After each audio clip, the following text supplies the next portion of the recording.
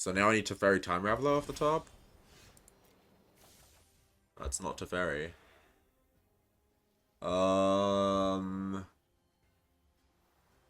So they fizzled. I have to now present the best possible line for them to lose.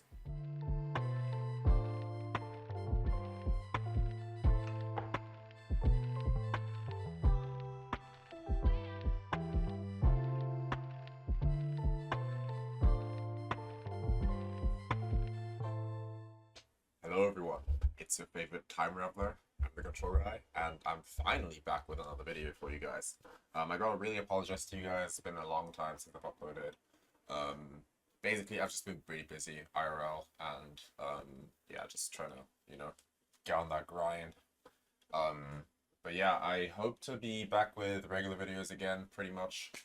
I was going to upload a video on a cool blue-white control prison deck I made with Harbinger of the Seas, but that deck was not amazingly constructed, I think, so it just lost every game, so I just gave up recording after like 2 to 3 days of trying to get a win with that deck.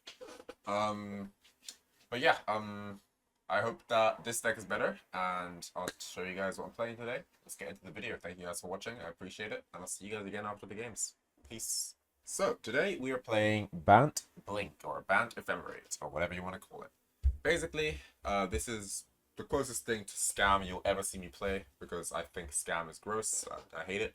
However, when you're doing it with cool creatures and not grief, I can appreciate it. So today we're going to be using Ephemerate, which is exile target creature you control, then return to the battlefield under your control. And then rebound, you can cast it for free on your upkeep if you cast it, after you cast it. Basically what this does is, if a creature has an ability that will kill it, or it gets targeted by something and you target it with this, it blinks and it doesn't die, right? But also if that creature has an enters the battlefield trigger, or ability or whatever, it triggers again. So what we're going to do with this is we're going to be using all these cool creatures that have cool enters the battlefield effects. And yeah, we're just going to be blinking them for value. Moldrifter, the OG, you can evoke this card and the new version of it, Null Drifter. You can evoke them for 3 mana, but if you do that, they die as they enter the battlefield. But then if you target them with Blink, with Ephemerate, they just don't die, so you get to keep them. And with Moldrifter specifically, you actually get to draw more cards. So Moldrifter and Ephemerate is +6 cards, because you evoke it, it draws 2 cards. You blink it, it draws 2 cards. And then on your next upkeep, you blink it again, it draws another 2 cards. So that's a +6 in card advantage right there. Unfortunately, that doesn't work with Null Drifter, because this card only lets you draw when you cast it. However, Null Drifter is a 4/4 flying annihilator 1 creature, which is just insane. Like, that's a really good creature. Like, if you can get it down for 4 mana, right? By blinking it. So yeah, that's what we're gonna do. Bloomber is out, so we have a Jace the Mind Sculptor in the deck. Really cool Planeswalker. He used to be known as the boogeyman of Magic, but has kind of been a little bit power crept, to be very honest. I think the One Ring is probably just a better card advantage engine than Jace. However, Jace is still pretty good. Like, I think Jace in Timeless is still pretty good. He's obviously not seeing as much play in older formats anymore as he used to, but being able to brainstorm for free on your Planeswalker every turn is pretty good. Being able to manipulate not only the top of your library, but in the late game, the top of your opponent's library is pretty good. And famously, the quote is, you know you've lost the game when your opponent targets you with Jace and says, yeah, you can keep that card on top. Then you know you've lost the game already, because you're never going to draw a good card for the rest of your game. I mean, the way you know it's over is as soon as he looks at the top of your library and says you can keep it, you're sure. I mean, it's not getting any better. Anyway, we also have just some Bant heavy hitters. The only reason we are Bant is because Uro and Oko are just that good. This could be a pure blue-white deck in theory, but I mean, Boseiju, I guess, is good, and then Uro plus Oko. These are some heavy lifters. These cards are just very good. So, yeah, that's what we're about. We got some Teferis. We got some Flare of Denial up in here. Cool new free counter spell from Modern Horizons 3. I think when you have Uro and Falahi Archivist, and Moldrifter, and Subtlety, if you have enough blue creatures, I think you can play this card. Especially hitting this off of an Archaeologist. Oof, really good. When you play an Archaeologist and mill over a Flare of Denial and an Uro, and you can now have Flare of Denial up for free. Really cool stuff. Archaeologist also just a good card. Just like it's kind of like it looks very medium, but it's better than you think. It mills cards for Uro. You can make it into a 3/3 or even a 4/4 if it has a counter with Oko. It sacks the Flail of Denial. It pitches the Subtlety. Just a good card overall. And yeah, that's about it. The rest is just I don't know, removal, counter spells, the One Ring, board wipes, the stuff you already know. And yeah, that's pretty much the deck tech. Let's get into the games, shall we? Keep.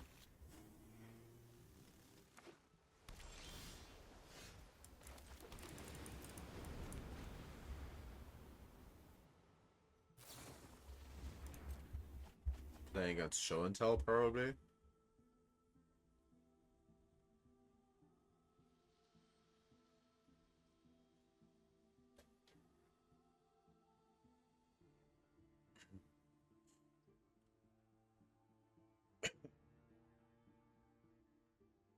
They're thinking very hard about this brainstorm. That could either be really good or really bad. Either it's really good because they're brainstorm locked, or it's really bad because they have literally 9 good cards in hand. I don't know what to put away. Hedge Maze. This is probably Show and Tell, by the way. Yep, it's now 100% Show and Tell. In which case, I suppose I want. Well, I want my colors. Oh, a fetch is very nice. A fetch is very nice because now I get to hold up a Seiju without having to risk everything. Another brainstorm.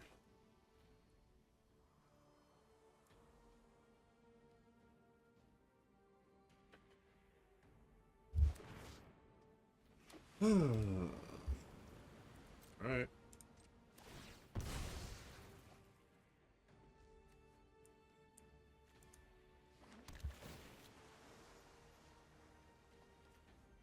Can't really throw away a Hedge Maze, unfortunately.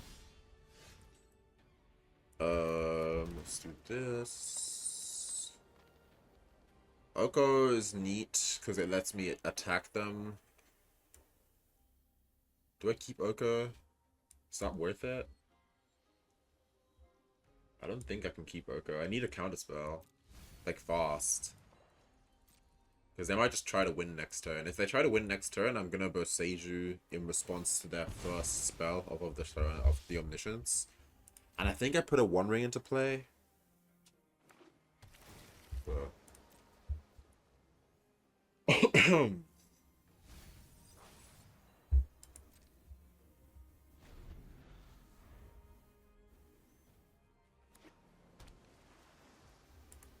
Not going for the win. That's interesting. I can scam a Null Drifter right now.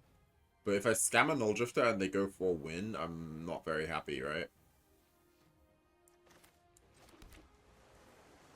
If they scam a Null Drifter... Right now, there's a cool play I can do, though. There's a really neat play I can do.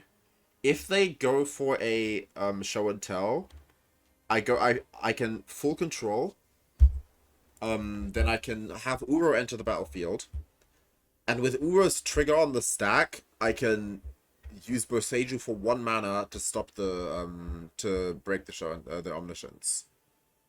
That obviously only works if they don't have an instant like Dig Through Time, but that's my only out at the moment because I can't draw a counter spell.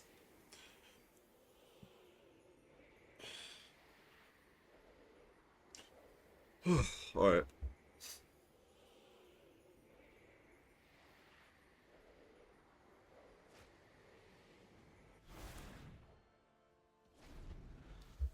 Very unlikely that they don't have it at this point.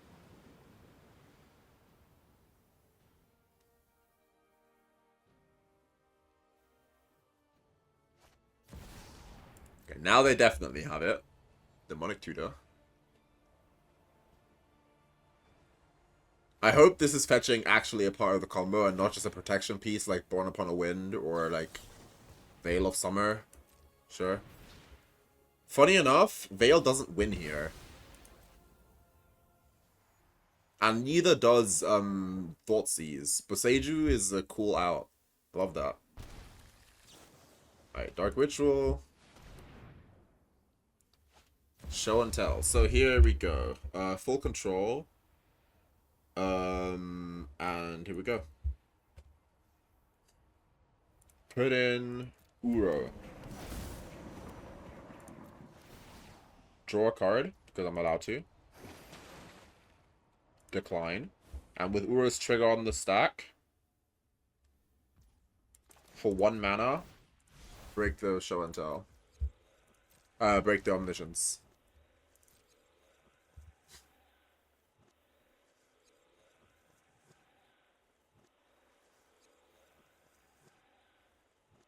They can cast instants. Of course they are Born Upon a Wind. That is annoying. Born Upon a Wind. Okay. I have to draw a counterspell here. I'm gonna Ephemerate my Uro to draw 1 more card. I need to find a counterspell.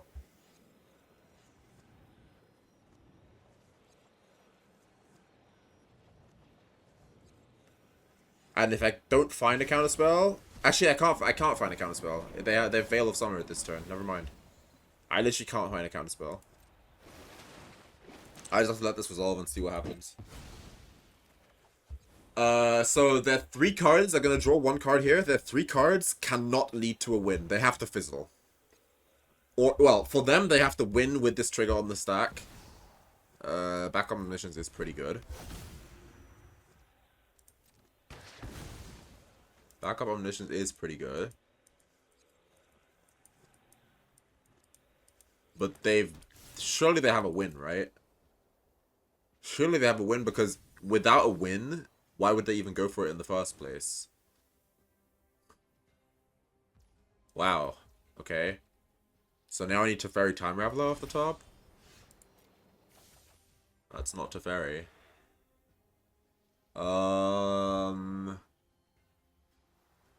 So they fizzled. I have to now present the best possible line for them to lose with an Omniscience in play until I find Teferi. I think the best way to stop them from winning is either Ephemerating a Null Drifter, which I don't have the Ephemerate, or manipulating the top of their library, I guess. That's like my best out.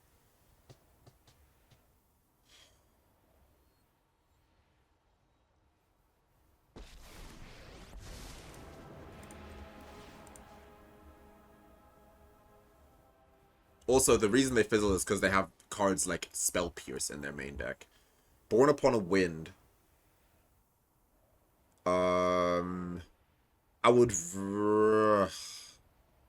So Born Upon a Wind, it doesn't really matter if I bottom this or put this on top, because it cantrips anyway. So the only difference is that this is in their deck and they no longer can cast spells at instant speed. I guess I will put it at the bottom. And I can subtlety and Atraxa, so there's that at least. Winning through Omniscience is annoying. It's definitely annoying. Alright, okay. My turn. Land. I guess I'm allowed to cast a One Ring.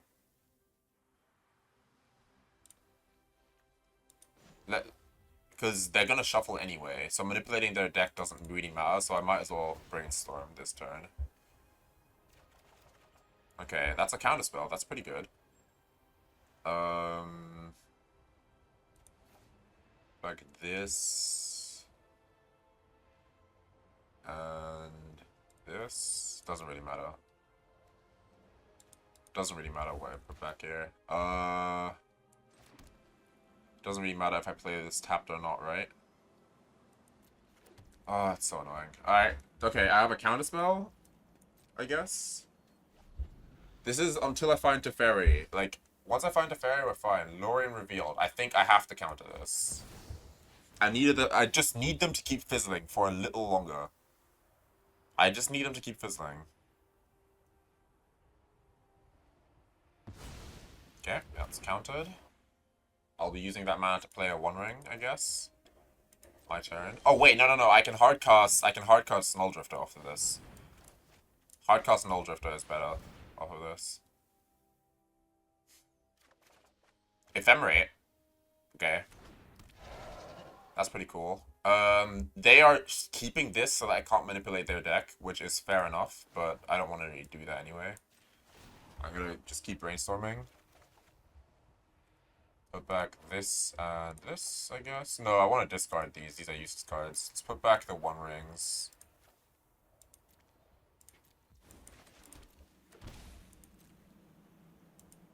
Okay, next turn I got to start null drifting.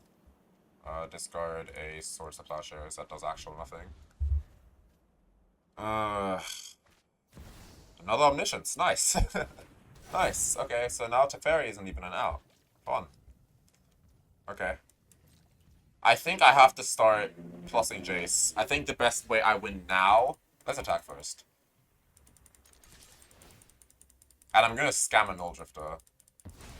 The best way I win now is with damage or by ultimating this Jace. So let's full control. Actually, hold on. Cancel. I'm gonna scry my One Ring to the bottom. Yep. Resolve. Take action. Scry my One Ring to the bottom. Then full control. Let's scam a Null Drifter. I can still subtlety if I need to. Oh, that's a Teferi. Nice. Okay. That's cool. Can't cast that this turn though, because I have to scam this.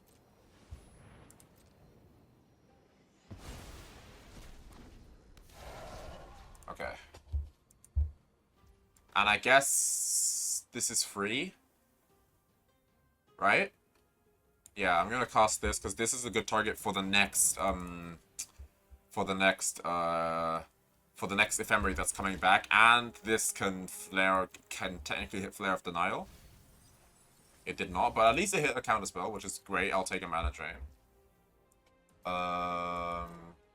Pass. Discard a. I guess it's the same whether I discard this or the Solitude, so I'll just discard this. Let's go gambling!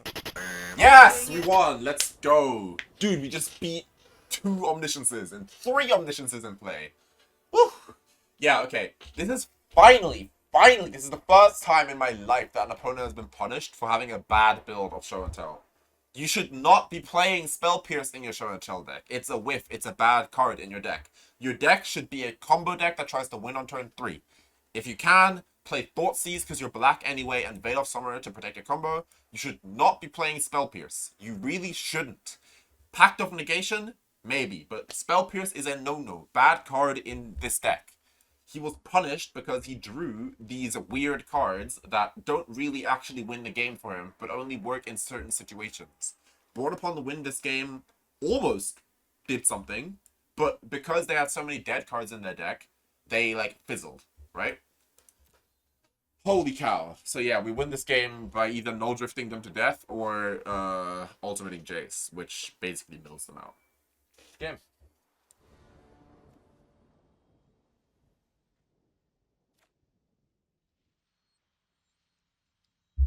Alright, opponent goes first. We have a subtlety. They have a Lurus. Keep. I think. Fetch. Dimir Lurus. Oh yes. Inquisition of Kozilek. Go ahead. Play draw is really bad at Timeless right now. Like, it's really bad. Like, cause no Force of Will, like, you're so vulnerable on your first turn of the game. It's so bad. Alright.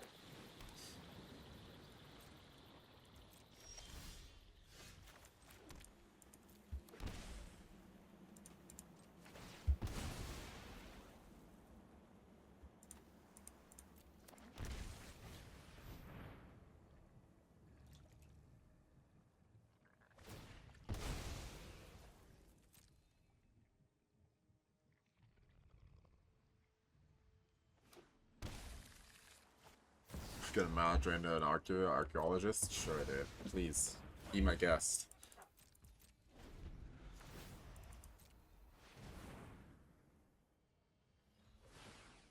By Lurus. And then what? Deathray Shaman? Sure. Be my guest, good sir. My turn.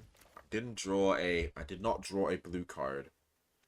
But this is my chance to resolve Oko. I can resolve Oko here, but then they get to Cavallerus. I think that's worth it, though.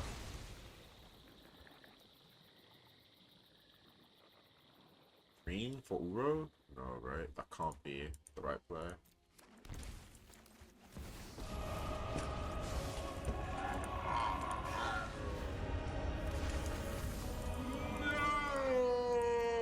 And they lose. Yeah, they tapped out. They tapped out. They got greedy. So you don't counter an Archeo. Like, okay, let's. This game was short, so let's see where it went wrong. It definitely went wrong as they countered this card. This card is like, how do I put it? It's like when you're playing a controlling strategy, a strategy where you want to remove cards and counter spells. There's this thing in Magic called it's not, that's not what it's called. I call it this. I call them low cost, high impact permanents. Falahi Archaeologist, High Noon, Up the Beanstalk. All these, the Unstable Amulet. All these cards, these are cards that are good and they will beat you over time, but you can't waste your counter magic on them because there's worse cards. There's like Okos, there's Flages, there's the One Rings, there's Necropotents and Necrodominances. Oh, Bonemaster is one of them as well, right? Where like these are cards you don't counter them, you have to just beat them a different way. And like when you make the mistake of countering a Falahi Archaeologist, you're gonna have to beat an Oko. Like you just have to assume that. Like you literally saw the One Ring in my hand too. Like you can't be countering these bad cards, even though these are good cards and they get a lot of advantage over time. You can't waste a counterspell on them because you're just going to lose to the more powerful cards if you do that, right?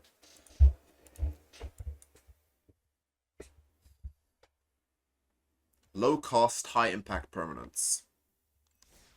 And you really want to have them in your deck. They're really, they break the mirror, right?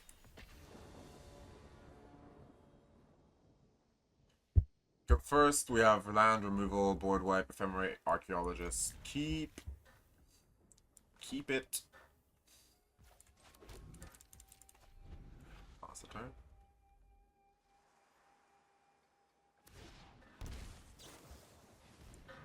Probably playing against Show and Tell, which doesn't make me very happy because I don't like that deck.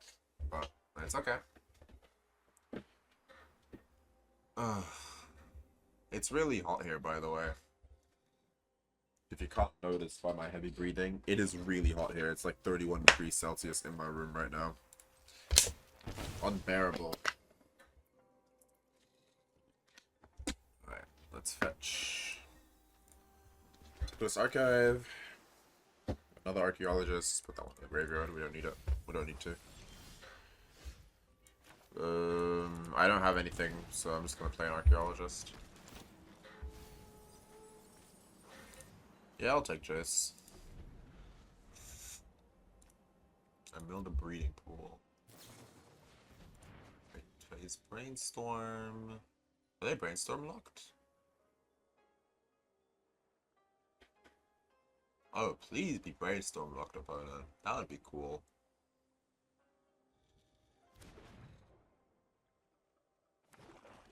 Here comes the money. They have mana, but they can't show. Okay, well, there goes my Jace. It's okay though. That's not all our deck does. Our deck does more than that.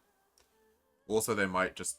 Also, are they even on Show and Tell? Basic Swamp? That doesn't really go into Show and Tell, right? Are they just? Interesting. I wonder what they're playing. Well, Jace is gone. Let's Ephemerate our Archaeologist. Draw a card. Basically draw a card. That's a Flare of Denial. It's pretty cool. Pretty cool combo.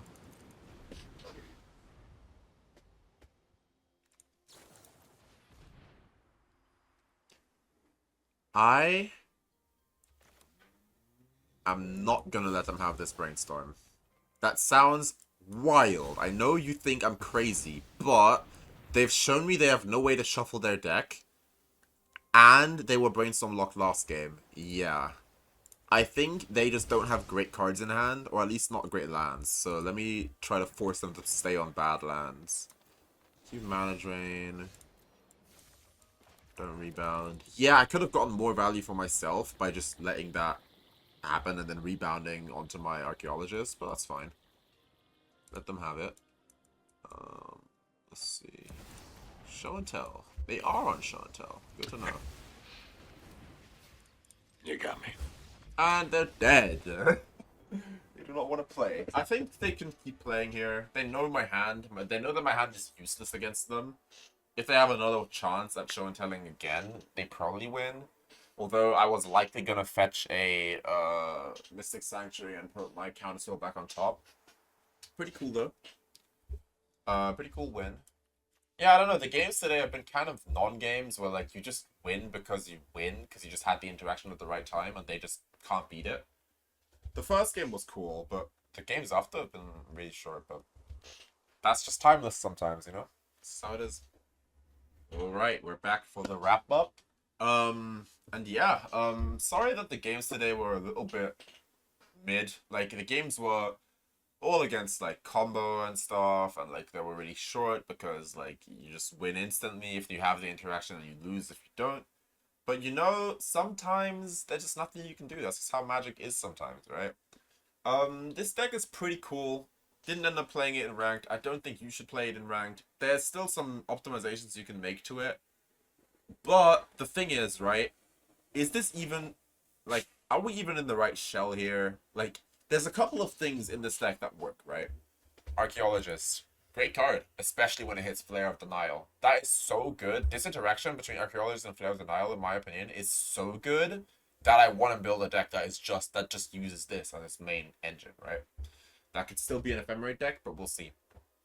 But look what we're doing here. We're casting Muldrifter, Null Drifter, Solitude. Should this not just be an Up the Beanstalk deck instead? Like, maybe no One Rings and Up the Beanstalk instead, and then go lean more into the Up the Beanstalk version of this deck. Cut all the Ephemerates for Leyline Bindings, and then, I don't know, maybe go even 4-color and play Furies.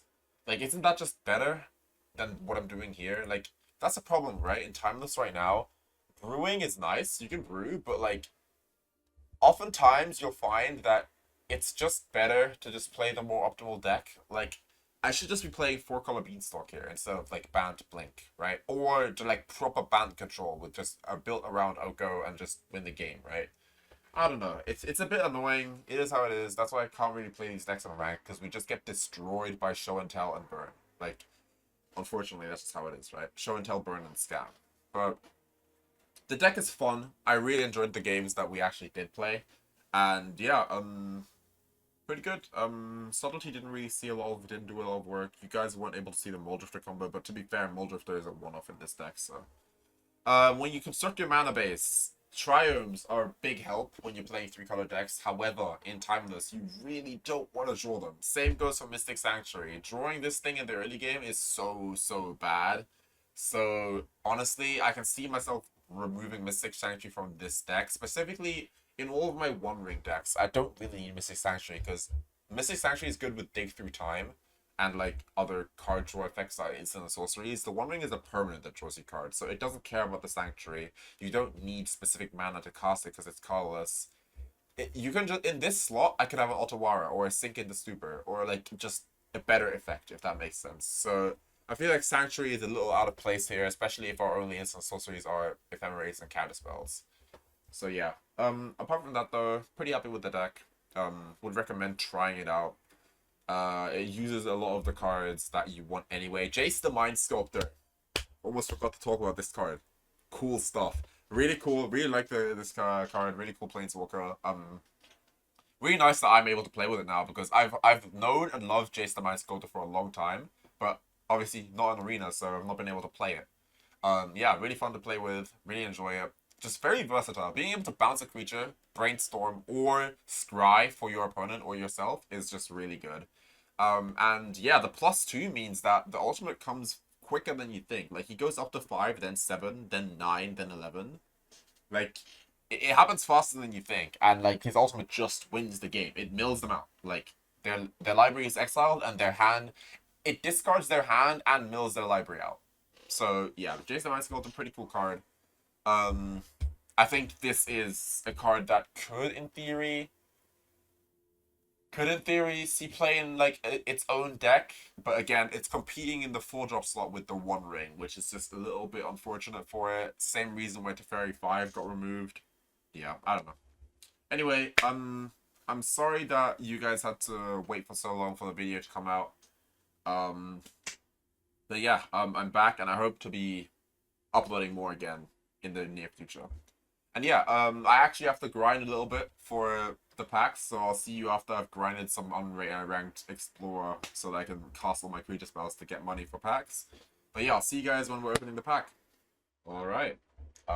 After grinding a little bit, we have now gotten enough money to buy a pack. So I know Bloom Burrow is out, right? But I will still be opening Modern Horizons 3 packs on the channel. And the reason why is because Bloom Burrow doesn't really contribute to my Timeless collection, right? The cards in Modern Horizons 3 are much more likely to see play in Timeless, even though obviously there's a lot of bad cards as well. But on top of that, I also have way more set completion in Modern Horizons. In fact, I own 4 copies of every single common card in Modern Horizons 3. Which means, by opening Modern Horizons 3 packs, I get guaranteed Vault Progress. And Vault Progress means that you'll get wild cards, right? So it's just smarter for me, for my account, to open Modern Horizons 3 packs. So, yeah, that's why I won't be opening Bloom Burrow packs, even though it's the latest set. But this set is just more relevant for the format I play, and obviously it's also better for my account. As you can see right here, the set collection, in the set collection tab, I own every single common and almost every uncommon. So it's just way better, because for every common duplicate that you get, and for every uncommon duplicate that you get Vault Progress, and for every mythic and rare duplicate you get gems instead. So you want to open boosters of sets where you have mythics and uncommons and commons fully collected. The set I would open before this was Strixhaven. I was off. By the way, I'm giving you all this information because I was asked how I have so many wildcards and how like I am able to always craft decks. First of all, I'm not able to always craft decks. I actually missing a lot of wildcards to be fully satisfied, but that's just how Arena is. But here's a little trick you can do. If you craft all of your uncommons and commons, you just choose a set and complete it. That way, when you open a pack of this set, you'll get a lot of Vault Progress, and your Vault will give you free wildcards eventually. So what this basically does is it converts your common and uncommon wildcards into mythic and rare wildcards, right? I used to do this with Strixhaven way back in the day, because Strixhaven obviously has the mythical archive, but Strixhaven also has really bad rares and mythics just in the set, so it's much more optimal to try and start completing Modern Horizons 3. Because, yeah, the uncommons and commons in Modern Horizons 3 are pretty bad, but sorry, that's a motorcycle. The rares and mythics in this set are really good, so, yeah, that's why I'm opening these packs instead. Alright, and for today's pack, we get, well, a free rare wild card, and another free rare wild card, which is pretty good. Back up to 3, I believe. Nice. Yeah, that lets me craft some new decks. So yeah, anyway, that's about it from me. Thank you guys so much for watching. I really appreciate it. Thank you guys for waiting for me. Trust me, I'll try to upload more, but I've been a little busy because, yeah, I'm just working some jobs IRL. So anyway, I thank you guys so much for watching. I'm the Control Guy, and that's about all from me. I bid you all farewell. Peace.